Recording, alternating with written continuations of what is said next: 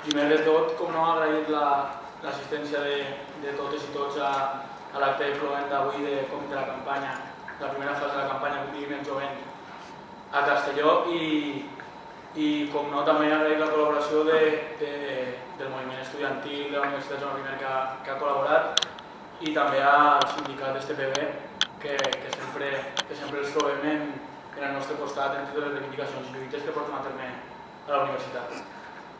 Pel que fa als ponents, també agrair la seva prestesa i la seva col·laboració, també a Vicent Querol, que va participar en la gravació dels vídeos promocionals de l'acte, i passaré a presentar-los a continuació i així després faig un breu repàs al que és la campanya i després entrem ja directament a les participacions dels ponents i després farem un debat que trobo que pot ser el més interessant de l'acte d'avui.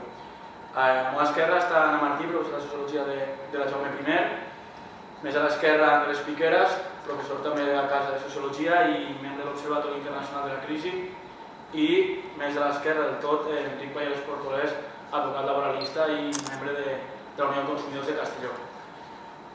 Bé, pel públic que avui ha assistit a l'acte, crec que calen poques presentacions a l'assemblea, però al ser una assemblea jove de només 4 mesos del naixement, doncs simplement dir que aquest acte, aquesta campanya és una campanya que va néixer de la mà de l'assemblea, igual que la campanya contra el tancament de les línies, i vam considerar que havíem d'afrontar la qüestió de les condicions de vida material del jovent perquè no només es tracta de compartir els dolors de la joventut, que ara mateix tots estem assumint, sinó de preguntar-nos per què i de fer un anàlisi casuístic i entendre realment d'on venen els palos que ens estan caient. I és en aquest sentit que la necessitat de bastir, primer de preguntar-nos i després de bastir, diguem que una resposta col·lectiva més o menys majoritària i massiva, que vam emprendre la feina d'estudiar quines eren les condicions de vida que palpaven, eren precàries, però que havíem de conèixer-les. Ens vam centrar en 4 eixos, que serien l'eix del treball, l'eix laboral, l'eix de l'habitatge, els estudis, la nostra formació i, per últim, la capacitat de consum a l'oci a la ciutat. I les dades, lamentablement, van confirmar el que nosaltres estem vivint, estem patint i en molts casos ens està tocant anar-nos del territori del País Valencià o inclús de l'estat espanyol. Actualment tenim un 60% d'atur juvenil a Castelló, al voltant dels 9.500 joves, estem aturats entre 16 i 29 anys, dels quals aquest 40%, que sí que té la sort o desgràcia en alguns casos de treballar, perquè com veiem les condicions cada vegada són pitjors per al jovent que està empleat, doncs només d'aquest 40%, només un 7% té contractes indefinits. És a dir, estem començant a patir en els nostres carns les conseqüències d'allò que es va dir que seria un pla d'empleabilitat i d'emprendedorisme juvenil, que es va posar en pràctica el 2013. Els efectes catastròfics en l'àmbit laboral acompanyen també al dramatisme a l'hora d'emancipar-se o el que seria l'habitatge per als joves. Només un 7% dels joves entre 16 i 29 anys, com comentava, només un 7% s'ha pogut emancipar, és a dir, ha pogut abandonar la llar. El preu mitjà del lloguer a Castelló ara mateix està en uns 540 euros. El preu de l'habitatge ronda els 111.000 euros, és a dir, òbviament no podem adquirir un habitatge, a més escarmentat en tot allò que ha succeït amb les hipoteques, però és que el preu del lloguer tampoc no facilita la capacitat d'emancipar-se del jovent. Pel que fa als estudis, a la nostra formació, especialment és dramàtic allò que està succeint a la universitat. El preu mínim d'una matrícula, el preu mínim, ja no la repetició de matrícula, que com sabem han augmentat per damunt del 66%, està en 978 euros d'una primera matrícula. Els preus dels màsters han augmentat per damunt dels 2.000 euros la mitjana. Què ha comportat això? Això ha comportat a nivell de l'estat espanyol que en només 3 anys, de les primeres reformes del ministre Wert, un descens de 45.000 matriculats. És a dir, per a que ens fem una idea, serien 4 universitats Jaume I buides que han deixat de tindre alumnat. És gravíssima la situació que està vivint també la universitat pública a l'estat. I per últim, l'oci o el consum consum, si volem, la capacitat de consumir del jovent, hi ha una dada que és molt gràfica en aquest sentit, que és que el 42% dels joves no tenen cap tipus d'ingrés. Per tant, aquesta visió, si es vol més optimista o keynesiana, que cal incentivar el consum per a tractar de sortir d'aquestes dinàmiques que no activen l'economia, sinó que l'estanquen, es fa molt difícil si no tenim cap tipus d'ingrés als joves. Per tant, ja per acabar, el que hem buscat és una resposta, diguem, holística, amb la capacitat d'analitzar l'estructura dels problemes que s'afecten i és l'objecte de les ponències que tenim avui, del debat que esperem que puguem extraure les conclusions al cas. Aquesta divisió que es planteja de les esferes econòmica, de l'esfera també de les reformes laborals, hem d'entendre-la com un tot per a poder afrontar respostes que també siguin estructurals i ens presenten solucions.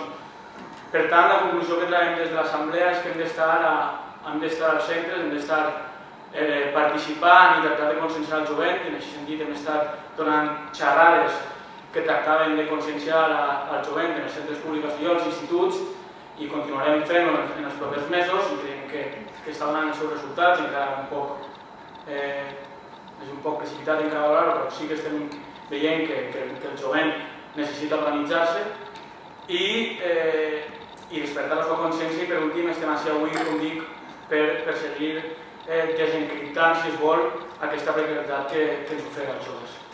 Fixeu-vos el dret al treball, que està recollit en la nostra Constitució, no només no li fan ni cas a aquest dret, sinó que es riuen d'ell contínuament. Ens estan donant empleabilitat en cop de drets laborals. És a dir, ens estan dient que hem de ser empleables, que és una responsabilitat nostra que ens contractem o no. I el dret al treball, que està garantit a la Constitució. Què passa amb això? Bueno, jo el que us tenia que explicar mínimament és el procés industrial capitalista, com al llarg de les successives revolucions industrials se van anar augmentant o accelerant la utilització tecnològica en els processos productius a costa de força de treball. Cada vegada és major la unitat de capital invertit en cada unitat de producció i, per tant, cada vegada sobra més mà d'obra. Això fins ara era evident en el sector secundari, en el sector primari, però semblava que en el sector terciari encara teníem moltes possibilitats de continuar treballant, que és on se refugia la absoluta majoria de la població activa en les societats de capitalisme avançat, veritat. Però malgrat tota aquesta il·lusió, això no és real. Cada vegada és el procés de substitució de força de treball per tecnologia, la maquinària sofisticada que n'hi ha avui, que és la pròpia de la quarta revolució industrial, que combina microelectrònica, informàtica, biogenètica i robòtica, fa pràcticament que ningú dels camps de la vida de la producció queden al marge dels processos tecnològics i de la substitució de força de treball per tant per màquines. Això és un procés que aboca una contradicció prou important, prou intensa per a la dinàmica del sistema capitalista, perquè significa una expulsió continuada i pràcticament imparable de persones dels processos productius. És a dir, que no es necessiten per a treballar, o es necessiten cada vegada menys per a treballar, per el que fa a la substitució de la força de treball. Però, clar, ahí té molts problemes objectius, que ja en el sindicat hem debatit moltes vegades, que és el problema de la plusvalua, que s'extrau de la força de treball i que es necessita d'alguna manera i que això tenen que frenar també el procés de substitució i el propi procés d'inversió tecnològica que s'està frenant des dels anys 40, etc. Però malgrat això, el procés de substitució als sectors serveis de força de treball no ha anat al 7% anualment als anys 2000. És a dir, que ens continuen expulsant. Que en realitat no hi ha espai per a la força de treball segons augmenten els processos productius, és a dir, la tecnificació dels processos productius. I això té al mateix temps una altra deriva, que és que la força de treball cada vegada més, és a dir, la població cada vegada més se decanta per la qualificació per a poder seguir el ritme de la pròpia tecnificació dels processos productius i perquè vols estar al dia i ser empleable has de posar-te també a les piles per a qualificar-te. I això implica una reconducció de les demandes de la població treballadora cap a la qualificació i si pot ser més alta, millor. Però què implica aquest últim procés? Doncs implica una tendència a augmentar el preu de la força de treball. Si la força de treball se qualifica, se suposa que al mateix temps puja el seu preu al mercat laboral. Clar, com pot combinar aquests dos processos el capitalisme per a fer que quanta més qualificació té la seva força de treball, o, per dir-ho d'una altra manera, quanta més força de treball se qualifica, esta no augmenta de preu? Doncs n'hi ha dos processos en les nostres societats. Un fonamental és la importació de força de treball qualificada d'altres llocs a preus molt més barats. I dos, la reestructuració educativa per a abaratir el preu de la força de treball qualificada. En aquest procés en què estem, ja està s'inserta a Bologna, s'inserta el procés de les declaracions de Copenhague, etc. Que han estat ficades en tot aquest cas.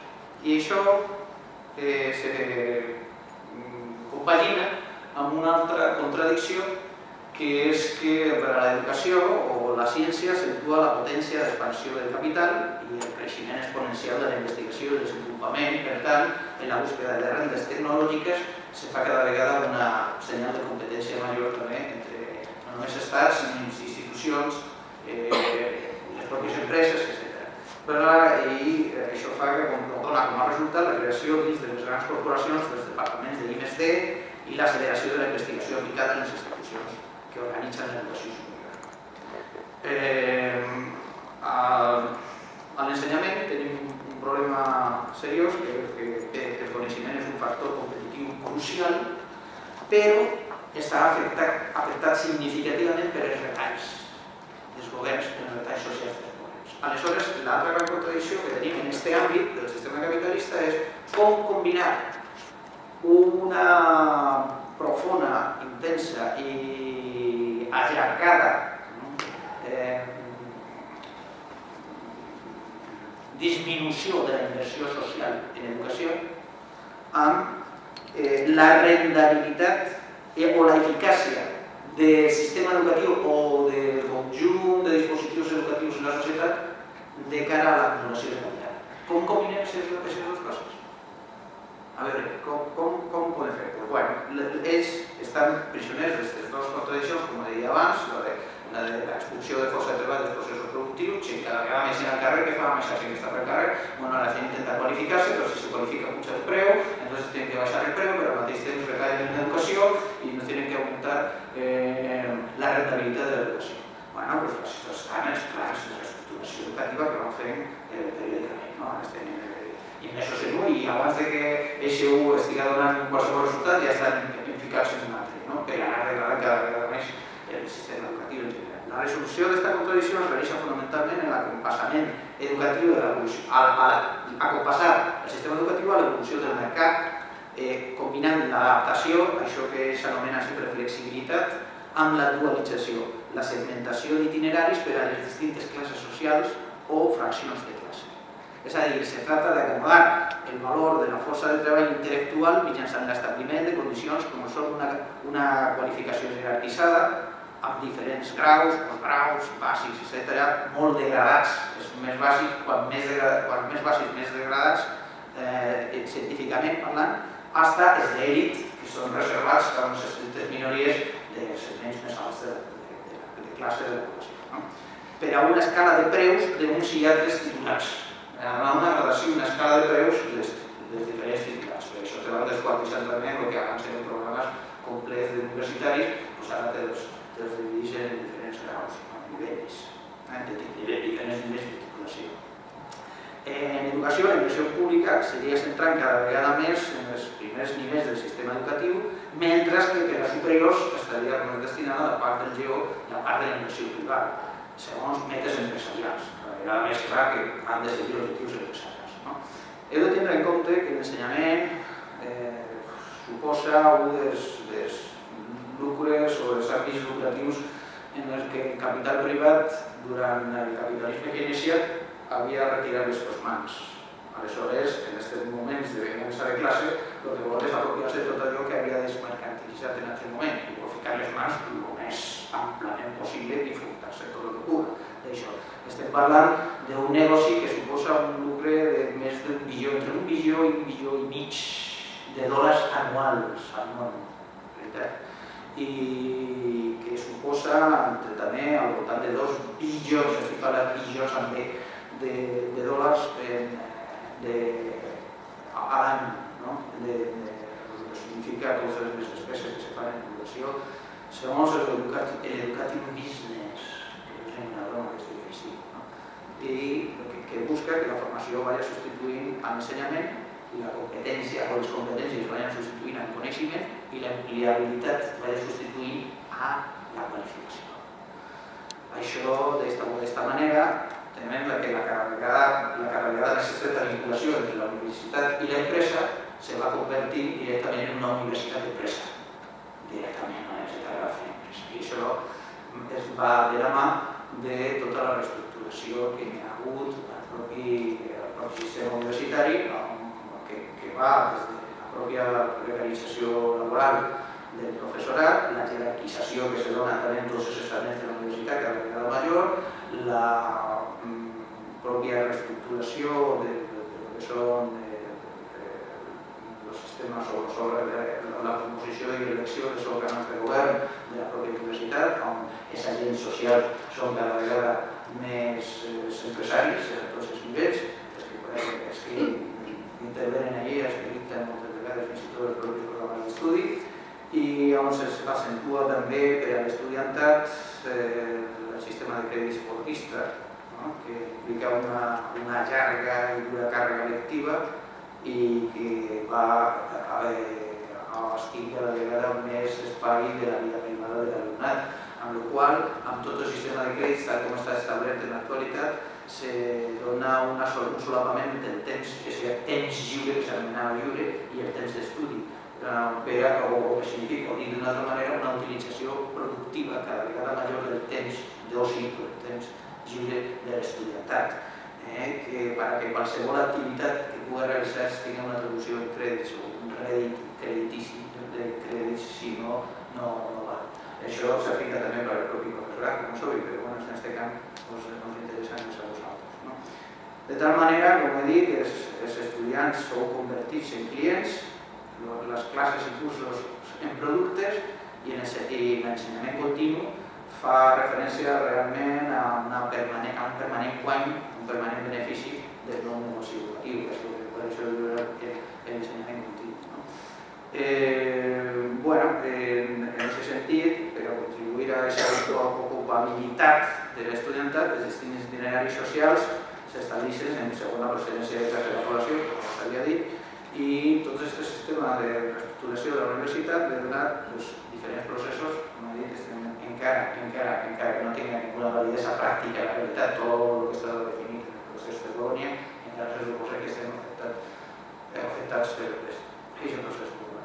Tenim les comunitats de Praga, de Berlín, de Bèlgica, de Londres, etc., on el que busca la mercaderia ensenyament és un abaratiment de la força de treball intel·lectual, com he dit al principi, per intentar combinar aquests dos processos i d'alguna manera pal·liar també aquestes dues contradiccions en les que s'ha capital. Després, si realment ja no estem, els meus companys podem debatre un poquet com algunes altres pormenors de com us ha afectat tot això, però crec que per donar la pinzellada ja és suficient. Bona nit a tots i agrair-vos sobretot la vostra presència fora de les hores lectives i que estigueu així en un tema que jo entenc que és molt important i que estigueu així denota que teniu molta responsabilitat. Agrair també als organitzadors i als companys de la taula que comparteixen amb mi. Jo tinc que reconèixer que estic en inferioritat de condicions en la resta dels companys de la taula. Jo no soc docent, jo soc un simple treballador del dret que duc al voltant de 22 anys defensant els drets dels treballadors i dels consumidors. Per tant, jo no vaig a fer un anàlisi tècnic jurídic de les dues reformes de l'Estatut dels Treballadors i de les múltiples disposicions que s'han introduït en l'ordenament jurídic laboral des de l'any 2010, sinó simplement vaig a recordar-vos el que crec que tots ho coneixereu, com han incidit de forma perjudicial en els treballadors aquestes disposicions que han alterat les condicions que venien mantenint durant molts anys els treballadors en les relacions laborals, però que, aunque les coneixeu, no n'hi ha que oblidar-les ni ha que recordar-les, perquè tenim que tornar a concedir les condicions que teníem abans. I després, per no exposar tècnicament les conseqüències que ha tingut aquestes modificacions, us ficaré un cas pràctic com el que podem dur en el despatx i a partir d'ahí després ja analitzarem o debatirem si se pot millorar, que jo sí que entenc que se pot millorar molt, tant l'ordenament jurídic laboral com els estaments, les institucions que d'alguna forma tenen que controlar i defendre els drets dels treballadors. Doncs bé, per entrar-hi en matèria, en els últims anys en Espanya han hagut al voltant d'unes 50 reformes laborals, però jo entenc que com aquestes dues reformes de l'Estatut dels Treballadors, la de l'any 2010 i la del 2012, molt poques, o des del meu modest punt de vista ninguna, afecta tant els drets dels treballadors. Però és que a més han hagut multitud i multitud de modificacions i introduccions de disposicions que anaven retallant les condicions laborals no només dels treballadors en actius, sinó també d'aquells treballadors que estaven aturats. Així cal recordar d'alguna forma que se facilita els aturaments. Els salaris de tramitació, que tots coneixeu el que són, a la pràctica quasi s'han quedat sense efecte, és a dir, han desaparegut els salaris de tramitació. Les indemnitzacions, que abans eren de 45 dies per any treballat en un màxim de 42 mensualitats, han passat a ser de 33 dies per any treballat en un màxim de 24 mensualitats. Però és que, a més, s'ha facilitat moltíssim els acomiadaments per causes objectives, sobretot per causes econòmiques. I això és molt greu, donat la circumstància, el moment conjuntural en què ens encontràvem. És a dir, ara ja no se té el rigor que se tenia en acreditar per part de l'empresa les pèrdues durant un temps constant i que tenien que tenir molts requisits i moltes formalitats perquè s'acceptaren les causes econòmiques. Ara simplement cal exposar que se preveu que se va a tindre una disminució en les ventes, que l'empresa durant un cert número de trimestres ha tingut pèrdues o té menys beneficis que abans i per tant els treballadors es veuen que se'n poden anar al carrer, a l'atur, en 20 dies per any treballat i en un màxim de 12 mensualitats. A més, s'ha flexibilitzat moltíssim les condicions laborals, és a dir, se facilita molt el canvi d'horaris, d'alguna forma establir les relacions laborals en quant a com se tindran en consideració els rendiments, el sistema de rendiments, el preferís, la remuneració i s'ha facilitat el despenjament dels convenis col·lectius, el que tècnicament se denomina el descuelgue de los convenios colectivos.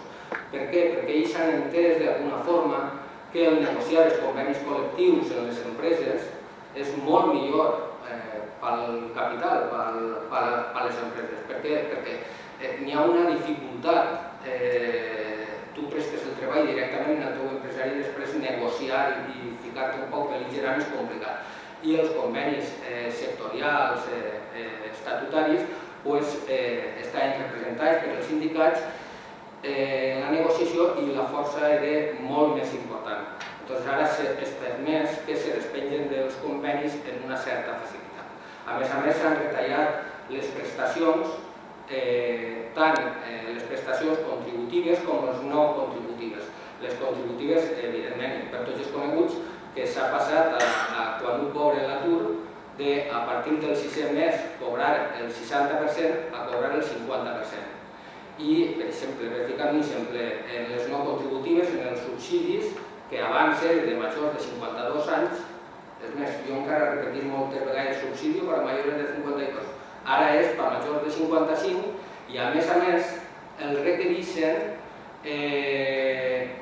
una sèrie de circumstàncies econòmiques més gravoses perquè no es pugui concedir aquest subsidi. Abans només computaven les rentes del sol·licitant i ara computen totes les rentes de la unitat familiar.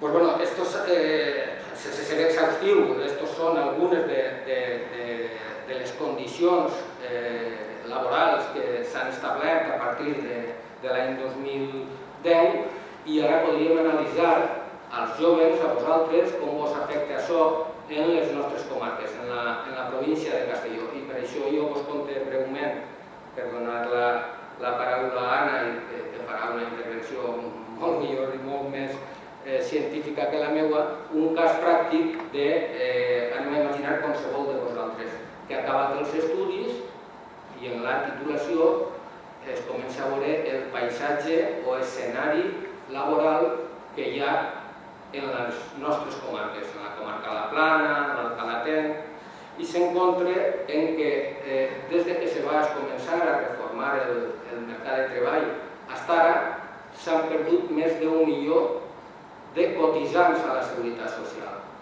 Més d'1 milió de cotitzants entre gener del 2010 i octubre del 2014. Sense entrar, perquè aquestes dades, per almenys jo no tinc accés, no les conec, sense entrar a valorar les dades de Seguretat Social, que serien les hores reals treballades, perquè parlen de cotitzants, però com ara d'alguna manera s'ha fomentat el contracte a temps parcial, les hores, evidentment, serien moltíssimes menys les que es cotitzen a Seguretat Social.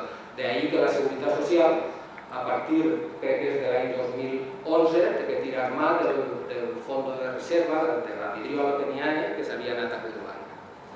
Us encontreu en això, us encontreu que en la província de Castelló, des del 2010, les mateixes fetges, s'han perdut més de 14.000 cotitzants a la Seguretat Social i que, d'alguna manera,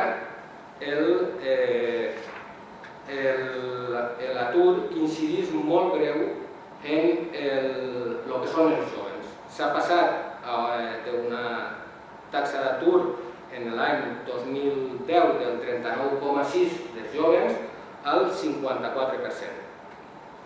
Davant d'aquest escenari, se m'havia oblidat una cosa, però la introduirem ara, de la reforma. Davant d'aquests escenaris comenceu a buscar treball.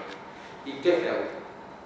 Aneu al CERVEF, així en la Comunitat Valenciana, perquè les competències de les polítiques actives d'ocupació les tenen les autonomies i el que és la competència de les polítiques passives, que són les prestacions, les té el Servei Estatal d'Ocupació.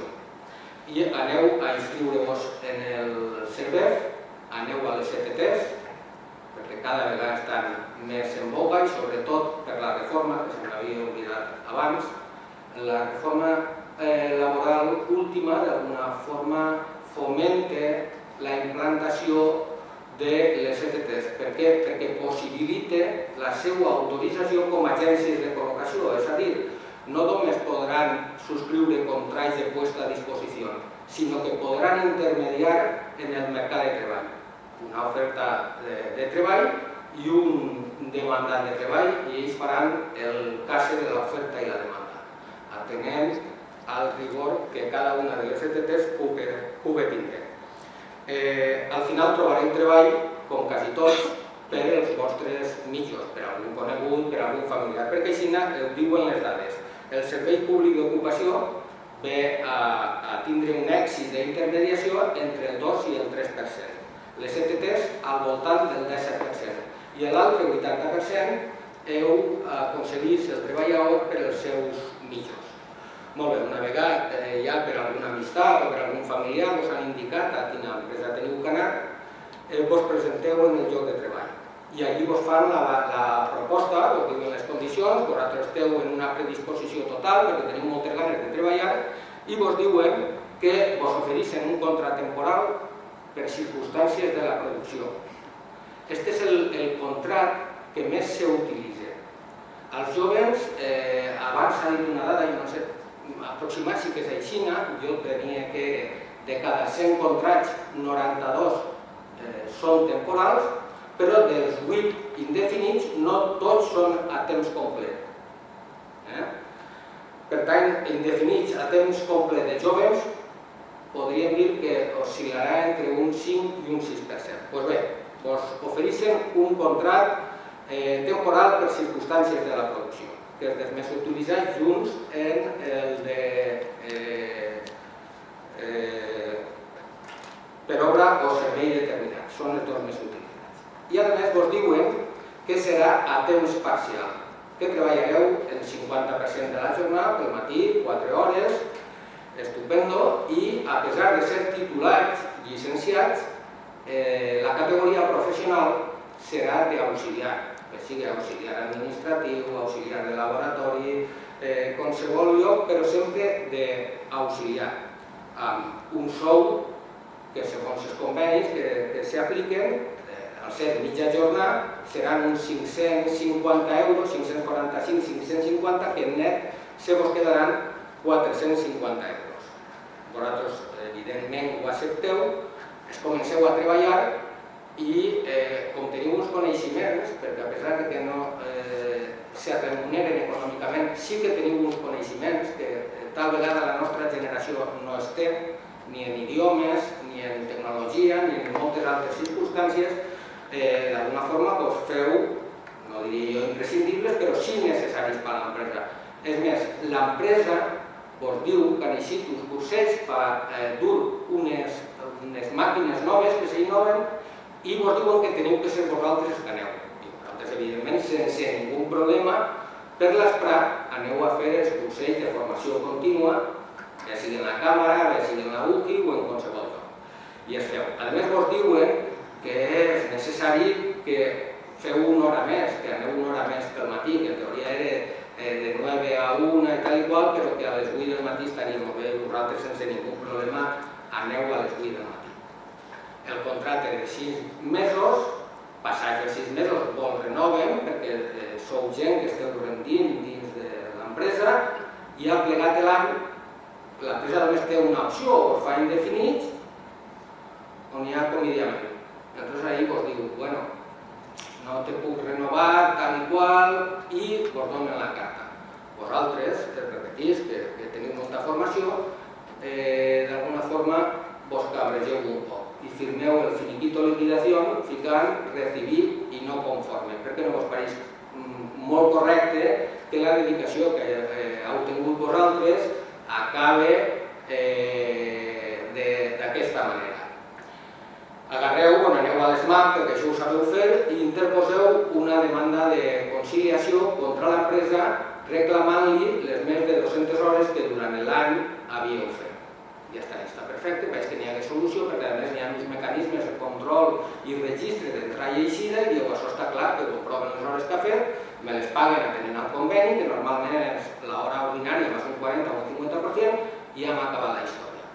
L'empresa se presenta el dia de l'ESMAC y diu que se opone a la reclamación, pero por los motivos que en el momento procesal oportuno os pondrá, esa es la frase típica.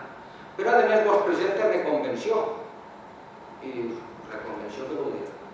I diu, com jo t'ha pagat uns cursets, la matrícula dels cursets te la reclamen. Entonces ahí sí que agarreu, més cabrejats que un titot, diu, això tinc que fer alguna cosa. I ja aneu a un sindicat, a un advocat, i li plantegeu les circumstàncies que vos han passat. L'abogat o el sindicat vos informa correctament i vos diu, a veure, teniu que fer el següent. Teniu que anar a la inspecció de treball i ficar una denúncia dient que heu fet, descriviu els fets, els mitjans de prova que pot comprovar la inspecció de treball i les hores que heu fet que no s'han pagat i a més no s'han cotitzat a la Seguretat Social. Per l'altra banda, quan aneu al CERVEF, vos inscriviu com a aturats i demaneu la prestació d'atur. Aporteu la vida laboral perquè se comenta que havien estat treballant de monitors abans i tal, i per tant n'hi havia que incorporar aquest temps que s'havia de treballar de monitors i la base de cotització que era superior a la de l'empresa. Doncs bé, el treballador fa això, va a la inspecció de treball, presenta la denúncia, la redacta correctíssimament i després se'n va a l'atur, demana la sol·licitud per cobrar la prestació i hasta ahí tot estupendo, hasta que transcorreix aproximadament 15 dies rep dos cartes, una de la inspecció de treball i una del Servei Públic d'Ocupació. La inspecció de treball, en la carta més o menys, li diu que va a archivar el expediente porque las causas de despido no son función de la inspección de trabajo y son competencia del juzgado de lo social. Entonces diu, si no entenc res, però si jo he anat que unes hores que no cotitzen i me les paguen i calcen un acta i tal i qual. Per l'altra banda, rep l'altra carta del Servei Públic d'Ocupació que li diu, le vamos a reconocer 4 meses y con una cuantía de aproximadament 300 i pico d'euros. I diu, si no han tingut en consideració el temps que està treballant 2 estius de monitor en una base més alta. Torna a l'advocat o al sindicat i li comenta les circumstàncies. Diu, vale, no n'hi ha ningú problema. En quant a la prestació de l'atur, això és que no has aportat els 2 contrats més antics perquè no els tenies. Aporta la vida laboral i demanes allí que registren els contrats perquè se registren en el servei, se registren els contrats de treball, demanes les còpies bàsiques i les aportes a l'expedient. I per l'altre costat te farem un escrit a la inspecció de treball dient que han tingut una confusió, que no és un tema de despido, d'acomiadament, que és un tema de no cotitzar hores extres. En quant a la inspecció, jo no vull tirar-los un capot, però n'hi ha que reconèixer que tenen una càrrega altíssima de treball i a més, per les últimes declaracions que han fet els inspectors de l'associació o el grup d'inspectors de treball progressistes, per lo vist tenen directrius de la direcció política de que les actuacions les tenen que dirigir cap al frau en les prestacions dels treballadors, no cap al frau de les empreses. Que ells mateixa, en el seu informe que han elaborat, diuen que el percentatge o la taxa d'èxit quan d'alguna forma fan seguiment a les irregularitats en les prestacions no supera en ningú cas el 2%. I quan alcen actes i fan inspeccions al voltant de contrats temporals a temps parcial sobre hores extraordinàries, l'èxit és al voltant del 60%. Entonces ells no entenen com es dirigeixen i es diuen que tenen que alçar les actes per vigilar i seguir el frau de les prestacions. Per això dic que d'alguna forma es disculpe i una vegada se donen compte en la inspecció, que és certa, a més la denúncia està molt ben redactada, diuen, doncs no res, tornarem a obrir l'expedient i farem la corresponent acta d'inspecció. Va al Servei Valencià d'Ocupació, al CERVEF, i demana en registre les còpies bàsiques del contracte. Entonces ell tenia que acreditar que en els contractes treballava tots els dies de la setmana, perquè entonces sí que se té en consideració tots els dies. Si no, no aplicava per cobrar 2 mesos. La funcionària diu, vale, jo te vaig a treure la còpia bàsica, però jo t'avise que en les còpies bàsiques no demanem que fiquen els dies treballats. Per tant, no te val per res. Diu, home, no tenim un programa que sent un requisit fique els dies que treballa a la setmana? I diu, doncs no, li trau les còpies bàsiques, tot torna a l'abogat i diu, és que si no fique els dies. Diu, vale, presentarem una reclamació prèvia en les certificacions de cada una de les empreses que t'han enviat al carrer. Presenten la reclamació prèvia acreditant que treballava tots els dies i per tant tenia més temps d'atur i la quantia de la prestació era superior, perquè n'hi ha que tindre en consideració les bases dels treballs anteriors. Passa el temps, solucionant-lo de la inspecció, se presenta una demanda en el Jutjat de lo Social per la reclamació de les hores treballades i no pagades ni cotitzades, requerint l'acte de la inspecció. I per l'altra part, transcorreixen 45 dies i no contesten, silenci administratiu negatiu. Va a l'advocat i diu no hi ha una altra possibilitat que una altra demanda contra el servei públic. Presenten les dues demandes, una contra l'empresa i l'altra contra el servei públic d'ocupació, que no li contesta i per tant li denega la sol·licitud de lo que acredita, i així és com vos quedeu. Vos añadís una altra dada, que és que en Castelló hi ha 4 juzgats de lo social per tota la província de Castelló. Per tant, com a molt prompte, se veuran els dos procediments d'aproximadament, si hagués passat tot això i s'hagueren presentat les demandes avui, d'ací 9 o 10 mesos. I aquest és l'escenari, no n'hi ha que ser negatiu, però aquest és l'escenari. Però el greu d'això és que això no és un relat imaginari com el de la xiqueta de Rajoy. Este tema, en concret, este tema és el d'una empresa de Castelló, el d'una esmaltera i el d'una treballadora de Castelló, que no puc dir el nom per el secret professional, però que va estudiar químiques i així en la vostra universitat. Entonces el tema jo considero que requereix l'escenari elaborar un canvi i a més la forma de treballar les institucions i els organismes també requereixen un canvi.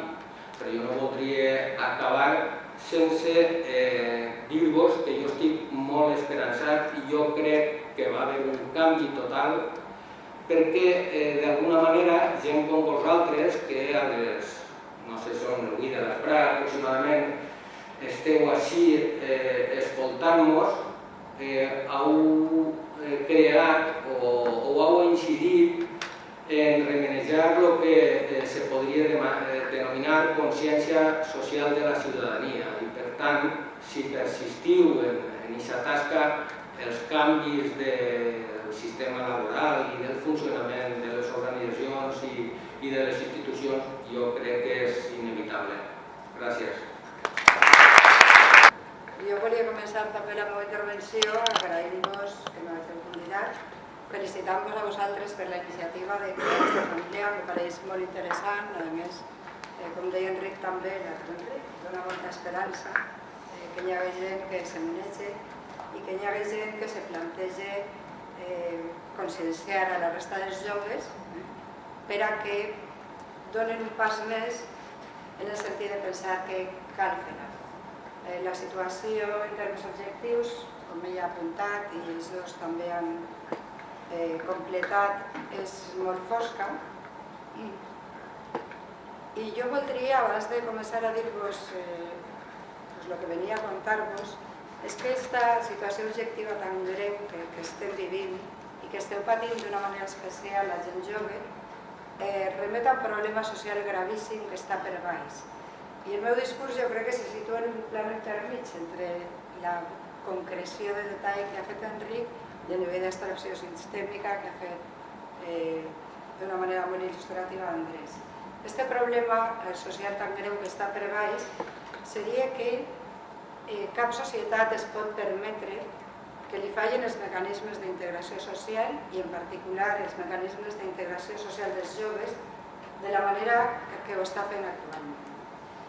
Ens podem escandalitzar davant de relats com estos, però més enllà del que significa en termes morals i humans, i vos dic això perquè jo crec que això vos pot donar força. En quin sentit? En la societat se juga el seu futur com a societat. I a més, este clima i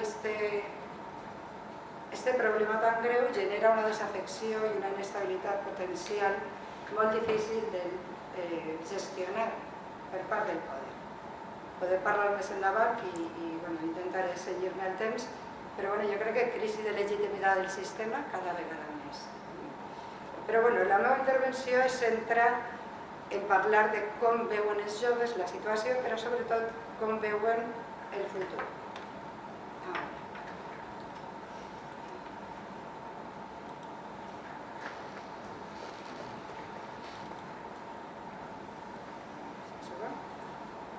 Bé, de què us vaig a parlar? I d'on és aquesta informació? un equip de sociòlegs de la casa, entre els quals està Andrés i jo mateixa, estem encara acabant un estudi que vam començar fa un any i mig sobre els joves de Castelló. Una de les coses que vam fer va ser entrevistar, en entrevistes en profunditat, amb 25 joves, i vam parlar de moltes coses. Una d'elles és de la que us vaig a contar alguna cosa avui. Des que vam fer el treball de camp, que va ser entre finals de 2013 i 2014, han passat coses. Han passat coses que afecten a l'anàlisi que jo us vaig a contar, com per exemple el creixent èmfasi mediàtic en la mala situació dels joves, la falta d'expectatives, i també les noves iniciatives polítiques que estem veient com estan canviant molt el panorama, per almenys a nivell de dinàmica. La meva intervenció se centrarà en presentar-vos la tipologia de discursos sobre el futur que hem elaborat i que pot resumir i articular les diferents visions que té la joventut de Castelló sobre el futur.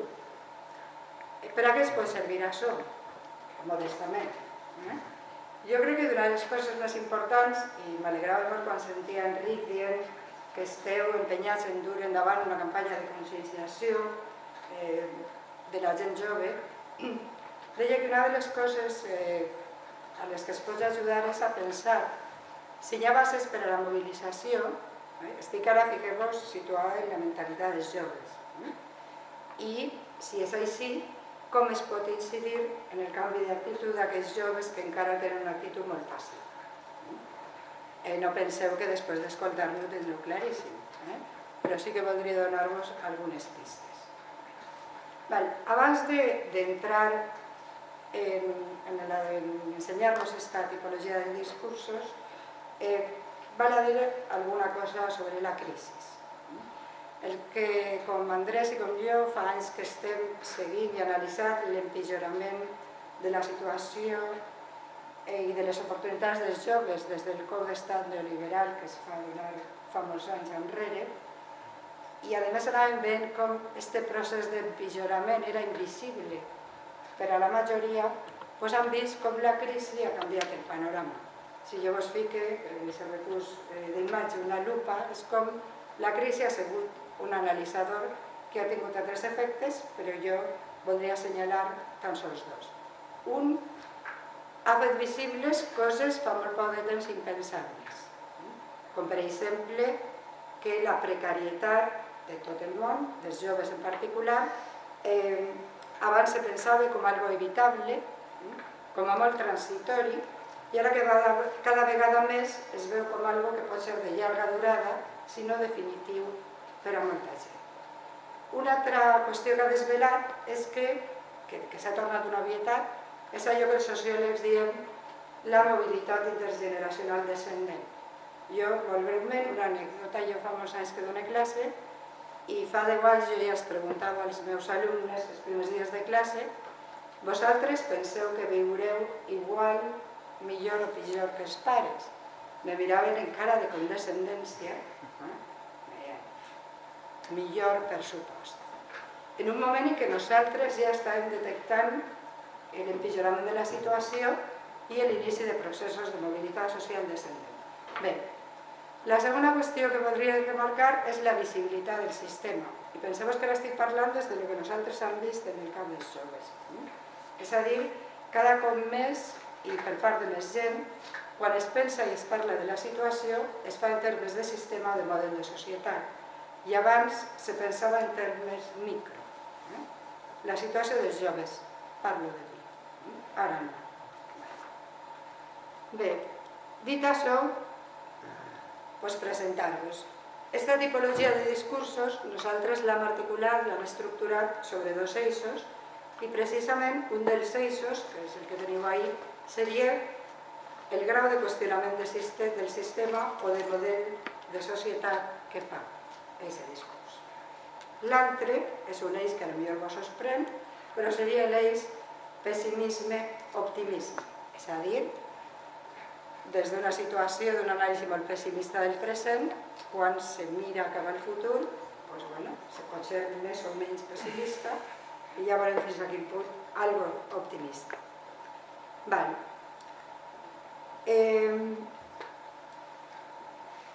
Teniu així la tipologia de discursos, diré molt poc de cadascú i després si en el debat voleu parlar més, ho podem ampliar.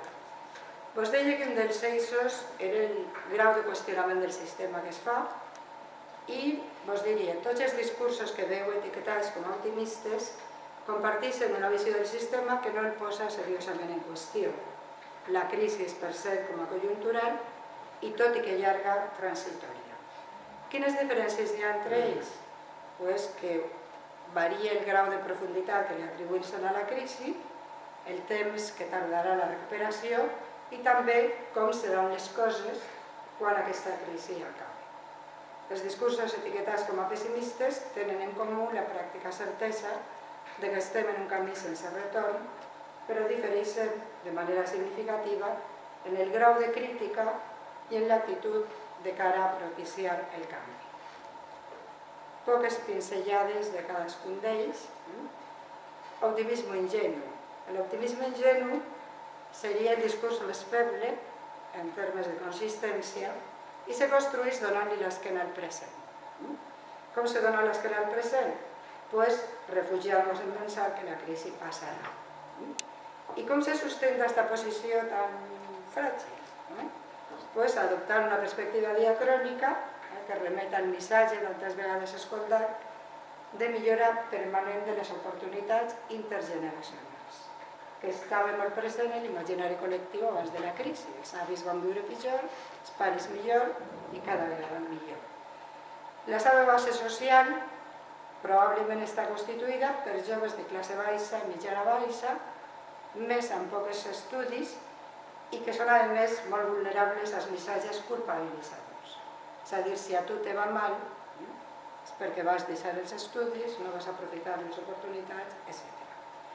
És també molt receptiu als missatges polítics i mediàtics que anuncien els inicis de la recuperació econòmica i tenim exemples d'avui mateix. Rajoy Ahir, avui Alberto Fabra, soy a casa, si tot canviarà, tot anirà millor, i tendís a pensar que les coses tornaran a estar com abans.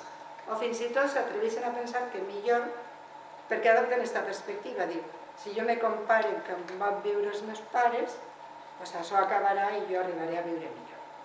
Discurs molt fràgil i prou inconsistent, però això no significa que no pugui estar molt estès entre la gent.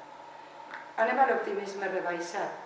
És un discurs més elaborat i podem pensar que, sobretot la seva base social, serà fills de classes mitjanes que segueixen estudiant o que tenen ja un elevat nivell d'estudis, però que han fet poques incursions en el món laboral.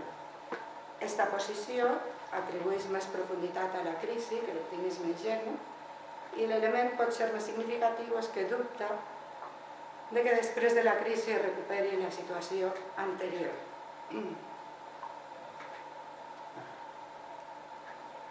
Entonces, tenen molt clar que les generacions joves ho tindran molt difícil per assolir el nivell econòmic i social dels seus pares i per això la sortida que els permet vislumbrar aquesta mena d'optimisme, o aquesta via a l'optimisme, és pensar que la crisi ha tingut un efecte que ha comportat un canvi en els valors centrals de l'imaginari juvenil respecte als que hi havia en els anys previs a la crisi.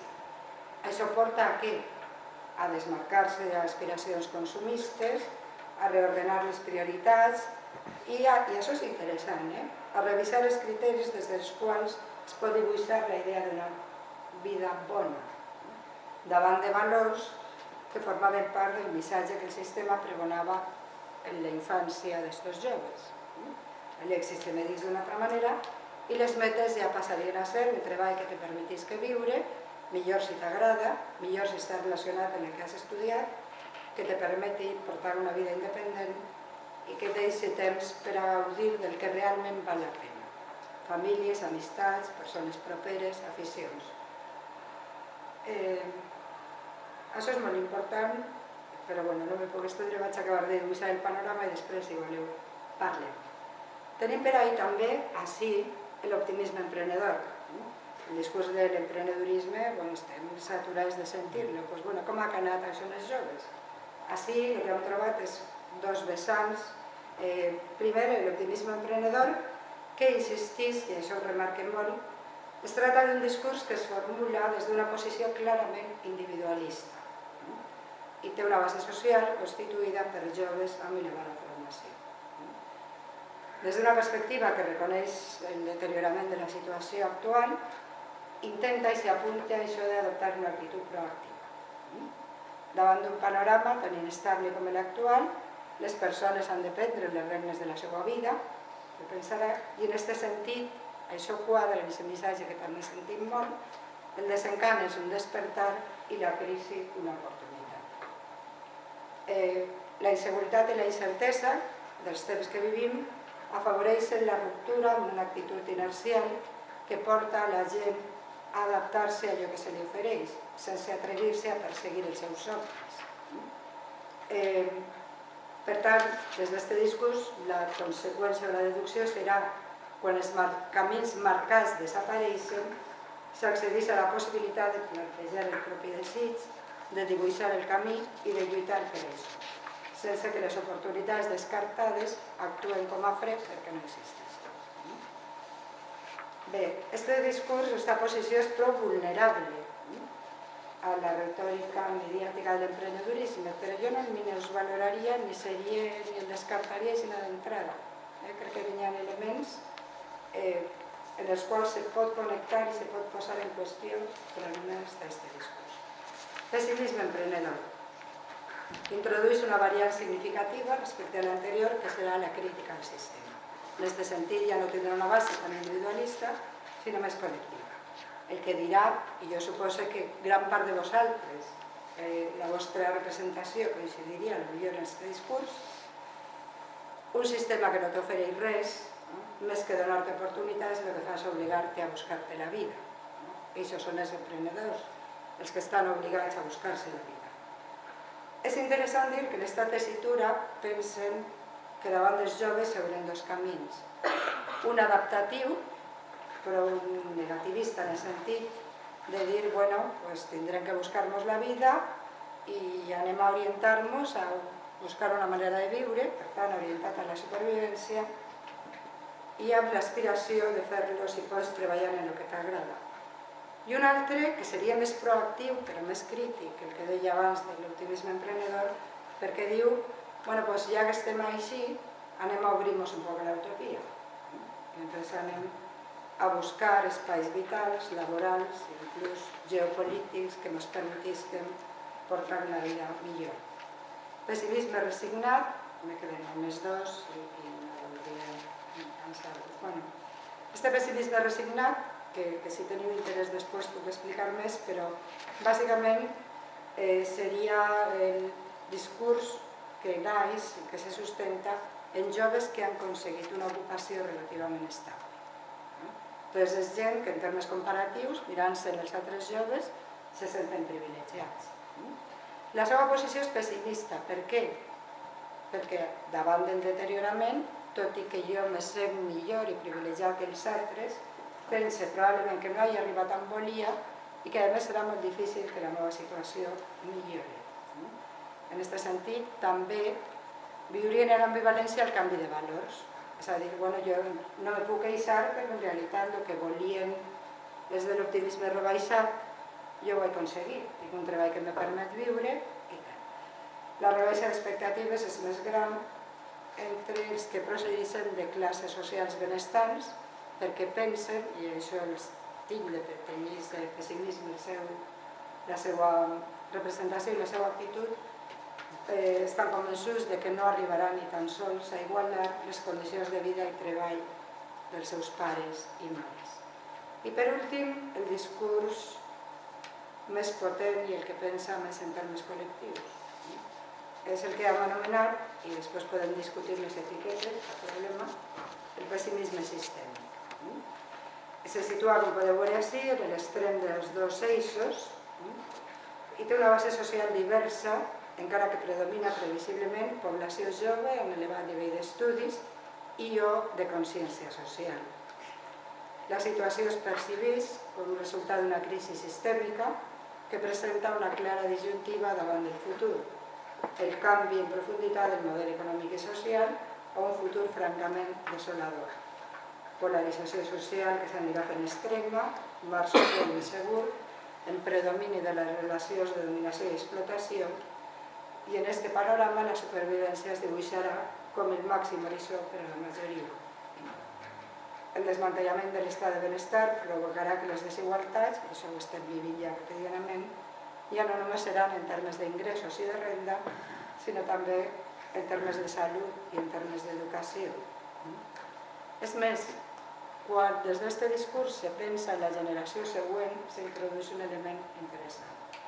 I és que no només per a les futures generacions, les que vinguin darrere, en la societat haurà deixat d'oferir mecanismes d'integració, sinó que tampoc ells, si tenen fills, que això és una altra de les qüestions en entredit, podran proporcionar-los el recolzament que han tingut els seus pares.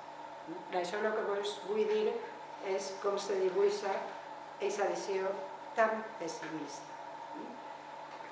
Tanmateix, com us deia, s'han produït canvis i a més, aquest discurs tan pessimista, podríem dir són optimistes informats, per això són pessimistes.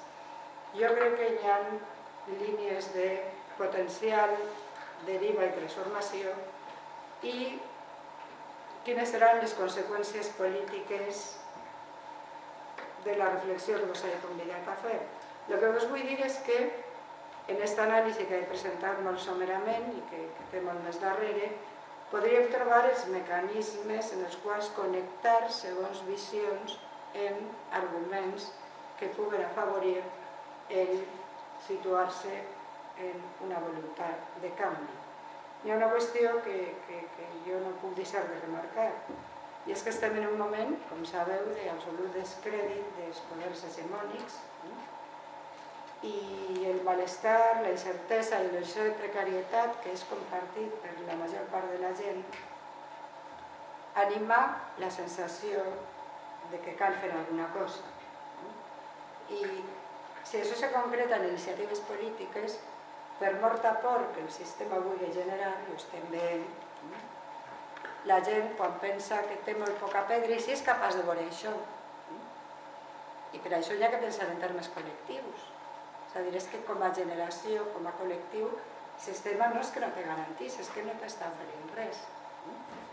Per tant, com a col·lectiu, què has de prendre si lluites per canviar? Llavors, la gent se pot tornar valenta quan vegi clar que els missatges de la por són infundats. Què ens vas a fer pitjor, com els joves de que us estàs fent, en col·lectiu? Com deia al principi, i ja per acabar, en el transform hi ha aquest problema tan greu, que és que la societat no pot funcionar sense un model d'integració social dels joves. I no pot funcionar, i què passa?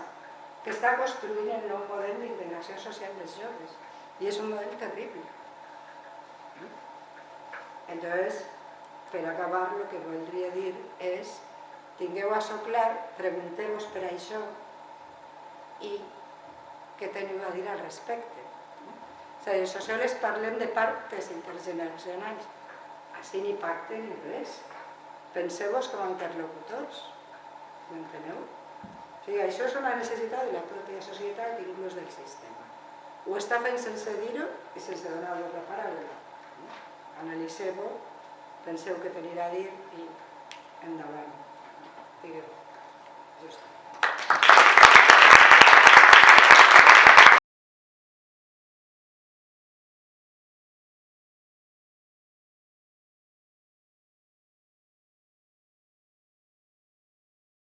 Seria que us penseu interlocutors i que el sistema no us pot ignorar. Clar, si tenim davant uns polítics absolutament cínics, doncs això és molt difícil. Potser la via sigui obligar-vos a que vos escolten, fer pressió, no pedir la mobilització.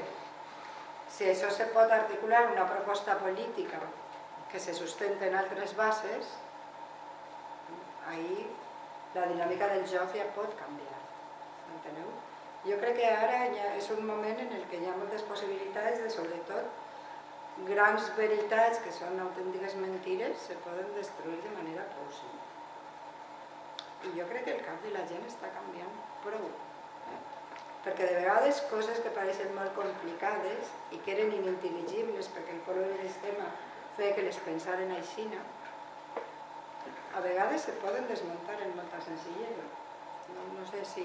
Clar, suposo que la teva pregunta aniria en un sentit més concret i més directe, però jo crec que és pressió, discurs i convenciment, i sobretot ser molt capaç de construir la retòrica en la que se vos dona por, en la que se vos imposen veritats. El pacte social, ¿qué pacte social? Si no pacte, que no me imposes algo, me estás... ¿Sí? Entonces yo creo que clarificar, analizar y concienciar en estos momentos yo creo que no es tan difícil. ¿Algú vol fer alguna aportació més a la pregunta? Sí.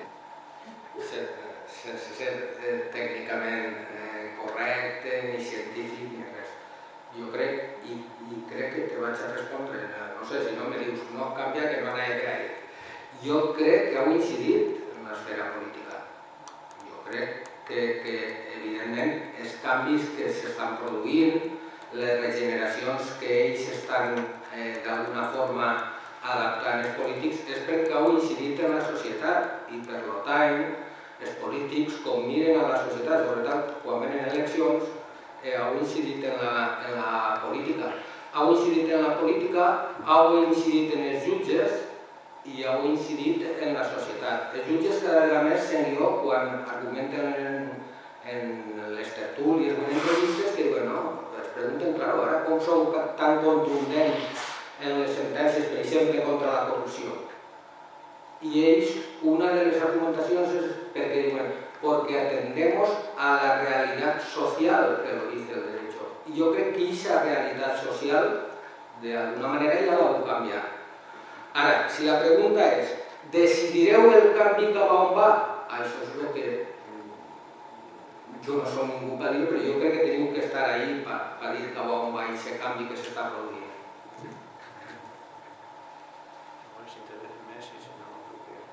Sí, tinc una pregunta per Andrés. Has comentat que la situació del capitalisme cada vegada necessita menys mà d'obra. Cada vegada expulsa més els treballadors del mercat de treball i el panorama actual, si seguim per la línia de l'austeritat, és esta, la de que cada vegada fan falta menys treballadors, els joves no van a tindre un horitzó d'integració en el mercat de treball, però pareix que s'està configurant una altra possibilitat de camí que és recuperar les polítiques keynesianes. Que pareix que Podemos, Compromís, Esquerra Unida, ells proposen aquesta racionalització del capitalisme. Tu creus que és possible, assumint que viurem en aquest escenari keynesià, que això revertisca aquesta no possibilitat d'integrar a la gent en el mercat de treball? És possible un keynesianisme que integri a la gent en el mercat de treball? Aquest horitzó és possible? Jo crec que no. Però clar, ja saps. Perquè ja hem comentat moltes vegades a nivell sindicat de les perspectives del capitalisme. Jo crec que el capitalisme està en una fase degenerativa, clarament degenerativa, que ja és prou poc capaç d'oferir integració social.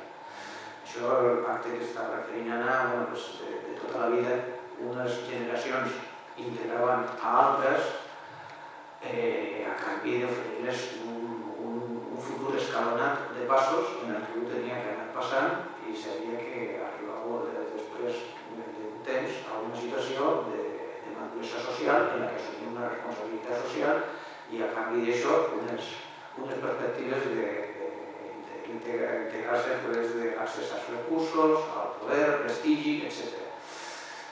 Òbviament això mai ha sigut un pacte, sempre ha sigut una cosa que està donada. La cosa no, sí, perquè com deia, això garantia que la població fos absorbida pel sistema amb una pau social relativament alta, una integració a tots els nivells ideològics també, que suposava que, bueno, el sistema on vivim i aquestes són les possibilitats negres de futur.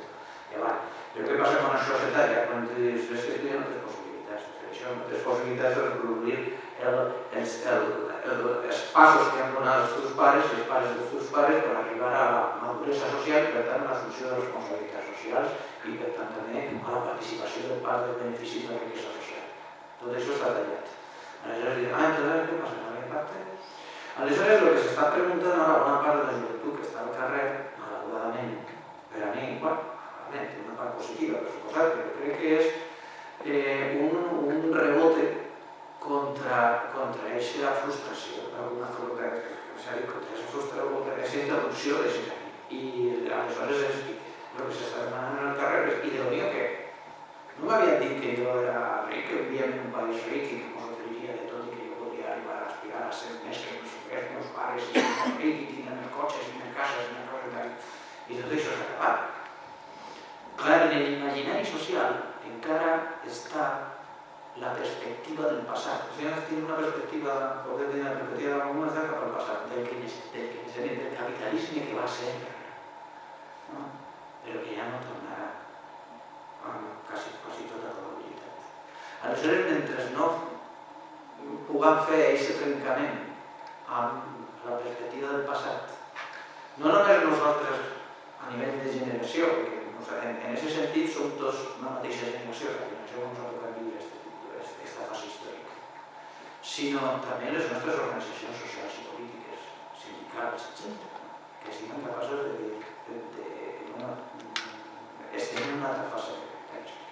Estem en un altre model de creixement, és a dir, altres formes de regular i de garantir l'acumulació, que s'està modificant ara. I és veritat que hi ha una part de tots aquests escàndals que s'estan mirant per televisió que se justifiquen per l'alarma social, que n'hi ha sentències en estudis i tal, però també una part d'això respon a la pròpia reestructuració de la dominació i del canvi d'èlits a nivell superior.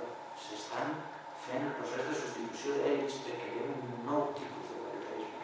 I ja tot el règim del 78 i tota la classe dominant que venia d'aquest règim comença a sobrar als nous dirigents, a la nova classe dominant, que cada vegada és més classe dominant i menys una classe, diguem-ne, legitimada.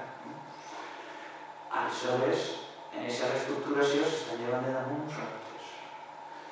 Què és el gran dilema en moviments socials que tenim? Que sí que hi ha una situació d'insatisfacció, sí que hi ha una situació de rebote, com he dit abans, de frustració, però ens pilla sense organització, ens pilla desorganitzats.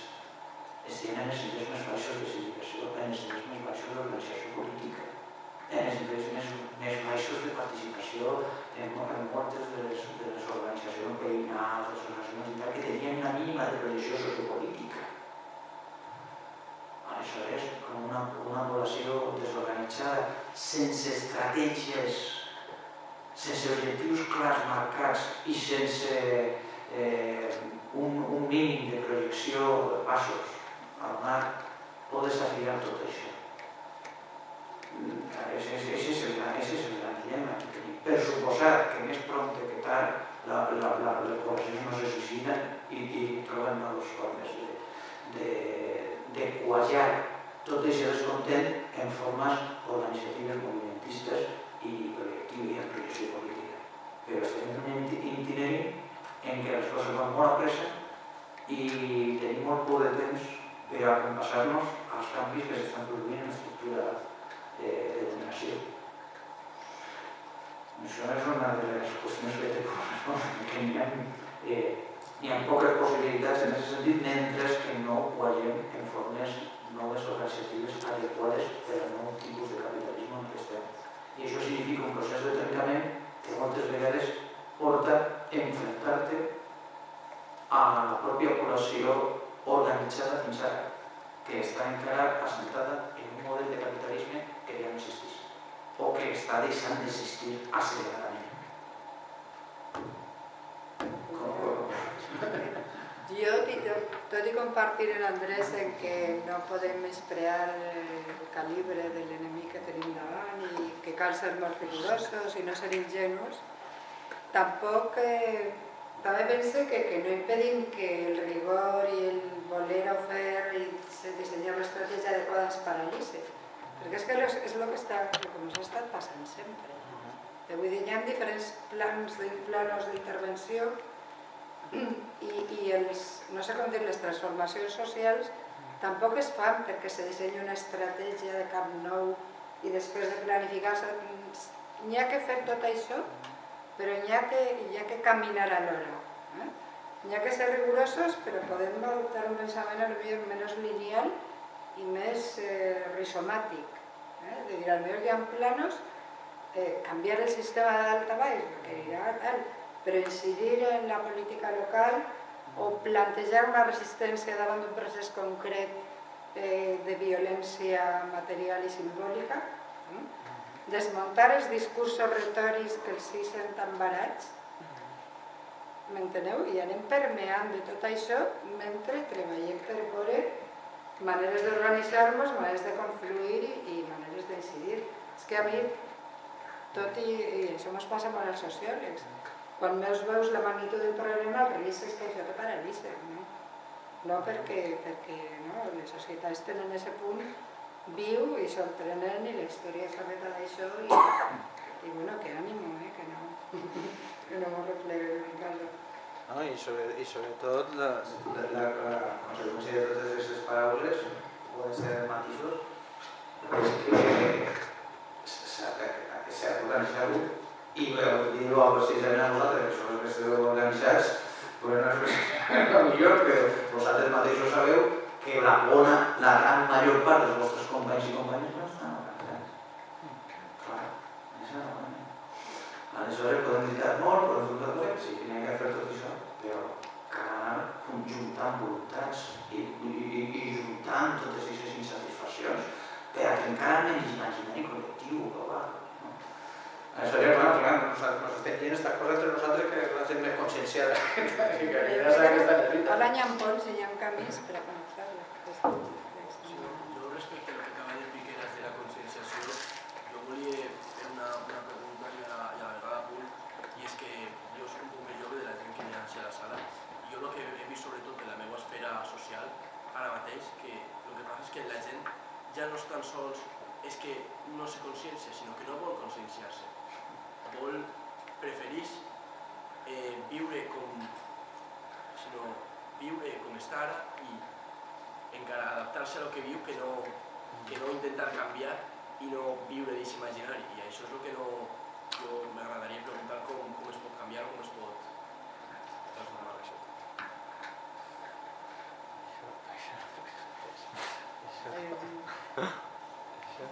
Clar, receptes màgiques no, però mecanismes però maneres d'incidir ahí sí. És a dir, tu no vas a il·luminar a la gent, però jo crec que la pròpia realitat va fent que cada vegada hi hagi posicions que són més insostenibles. I ahí jo crec que cal estar al tanto de com el discurs de la por penetra. Jo m'adapte perquè si no tinc por de precaritzar-me encara més. Hi ha un treball molt interessant de Luis Enrique Alonso que parla de com la precarietat és sobretot una ferramenta disciplinària de primer ordre. La precarietat és el discurs de la por i que afecta a tots. Els que no tenen feina perquè no la tenen i potser no la tindran i els que la tenen per la por a perdre-la o a caure en la precarietat. Doncs la precarietat és la ferramenta disciplinària del sistema. No és un mal menor, no desitjat. Enteneu el que vull dir? No són conseqüències, per supost, ni de la crisi ni un efecte secundari del model de creixement. No, és un pilar del sistema. És que podíem parlar de les coses, però m'enteneu el que us vull dir? Entonces, tindre aquestes coses clares t'ajuda també a comunicar i a lo millor a gent que està molt d'esquena en la realitat ficar-li algun exemple senzill que li faci veure això. M'enteneu el que vull dir? No sé, hi havia una vinyeta del Roto l'altre dia en un diari que deia no te dejes explotar, explótate tu mismo. És que el discurs de la precarietat ens porta a l'autoexplotació i això és el seu horizon. Estudieu més, feu més cursets, treballeu més hores. I sempre se vos podrà dir que no heu fet prou. Per què? Per aquesta capacitat disciplinària que té la precarietat. Clarifiqueu-vos, enfadeu-vos i podreu convèncer els altres.